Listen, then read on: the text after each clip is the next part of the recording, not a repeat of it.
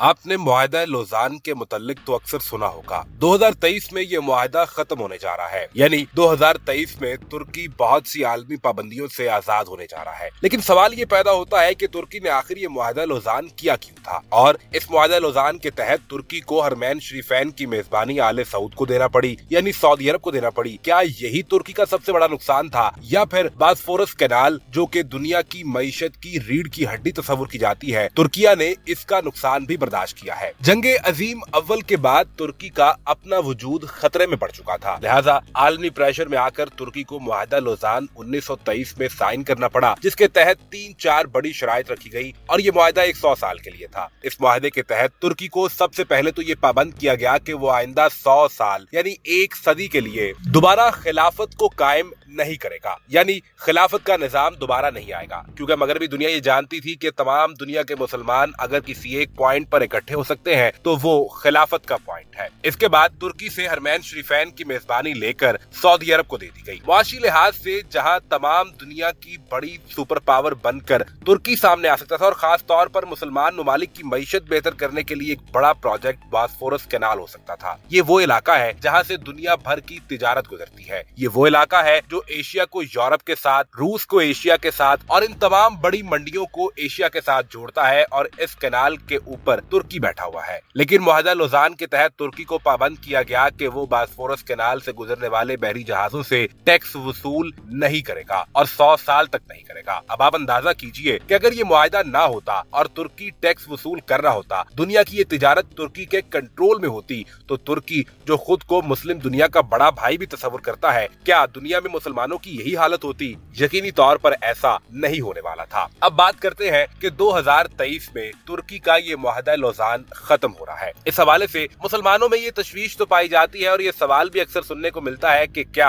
हरमैन शरीफैन की मेजबानी वापस तुर्की को मिल जाएगी या नहीं। इस हवाले से 2023 में तुर्की क्या कोशिश करेगा, और क्या आले सऊद तुर्की को ये मेजबानी वापस करेंगे, ये सवालिया निशान अब भी मौजूद है, जो आने वाले वक्त में वाज़ेह होगा। लेकिन माशी लिहाज से देखा जाए तो क्या तुर्की को बॉस्फोरस कैनाल वापस मिलेगी? तुर्क सदर रजब तैयब एर्दोगान ने इस हवाले से चंद साल पहले ही बड़ी प्लानिंग शुरू कर दी थी। वो ये जान चुके थे कि बॉस्फोरस कैनाल को वापस हासिल करना इतना आसान काम नहीं होगा, लिहाजा उन्होंने इस्तांबुल कैनाल पर काम शुरू कर दिया। यानी आप यूं कहिए कि बॉस्फोरस कैनाल से अल्टरनेटिव रूट दे दिया, और वहां से दुनिया की तिजारत को ऑपरेट करने का एक नया रास्ता दे दिया गया। ये प्रोजेक्ट जैसे ही सामने आया तो इस पर अमेरिका और दीगर मगरबी कुव्वतों ने बहुत शोर मचाया कि तुर्की मुआहदा लोज़ान की खिलाफ वर्जी कर रहा है। तुर्क सदर ने कहा कि हम बॉस्फोरस कैनाल पर तो कोई इजारादारी नहीं कर रहे, ना ही वहाँ पर टैक्स वसूल कर रहे हैं, तो फिर ये खिलाफ वर्जी कैसे हुई? हमने तो बस दुनिया को तिजारत के लिए एक ऑल्टरनेटिव रूट दिया है, अब दुनिया की मर्जी वो इस रूट को इस्तेमाल करे तो हम इस पर टैक्स वसूल करेंगे। अब 2023 में तुर्की बॉस्फोरस कैनाल को भी हासिल करने की कोशिश करेगा, और तुर्की को बॉस्फोरस कैनाल मिल गई तो तुर्की दुनिया की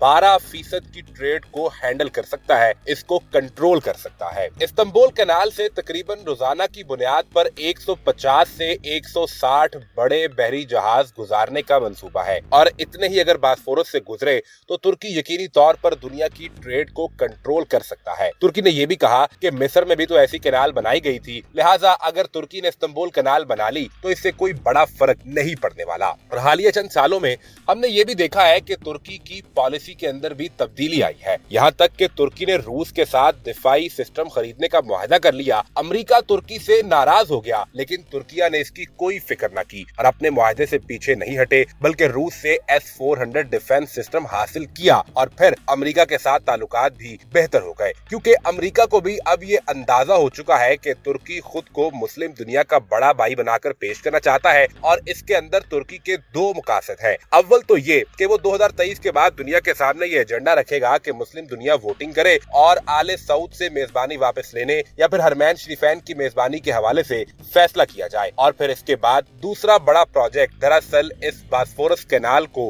वापस हासिल करना होगा। ऐसे में चीन, ईरान, इराक, रूस, पाकिस्तान ये वो खित्ता है कि जिसके लिए दुनिया की बड़ी ट्रेड मार्केट्स खुल जाएंगी और तुर्की के रास्ते ये बड़ी ट्रेड कर सकते हैं। लिहाजा यही वजह है कि तुर्क सदर रजब तैयब एर्दोगान पहले इमरान खान और अब भी पाकिस्तान के साथ बड़ी मोहब्बत का इजहार करते हैं, क्योंकि वो ये जानते हैं कि पाकिस्तान और फिर तुर्की मिलकर मुस्लिम दुनिया को जहां लीड कर सकते हैं। पाकिस्तान एटमी कुव्वत है, वहीं ट्रेड के हवाले से बड़े वसाइल भी पैदा हो सकते हैं और तुर्की दुनिया की 12% से ज्यादा ट्रेड को कंट्रोल करके जहां मुस्लिम दुनिया के अंदर अपना सिक्का बैठा सकता है, वहीं वो यूरोपीय दुनिया और मगरबी दुनिया में भी अपनी रोब और दबदबे को कायम कर सकता है।